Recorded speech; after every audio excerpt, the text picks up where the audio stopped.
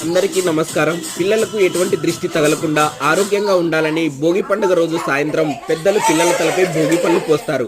రేగి పళ్ళు, చెరకు ముక్కలు, బంతిపూల రెక్కలు, చిల్లర నాణ్యాలు, పసుపు బియ్యం కలుపుకొని భోగి రోజు సాయంత్రం పిల్లలకు వీటితో దృష్టి తీసి 3 సార్లు పిల్లల చుట్టూ తిప్పి పిల్లల తలపై పోస్తారు. మేము భోగి పళ్ళు ఇలా కలుపుకున్నాం. కొందరు నానబెట్టిన శనగలు కూడా కలుపుకుంటారు. దృష్టి తీసిన వీటిని పిల్లలు తినకుండా చూసుకోవాలి. చివర్లో పిల్లలకు హారతి ఇస్తారు. అందరికీ భోగి, సంక్రాంతి, కనుమ శుభాకాంక్షలు.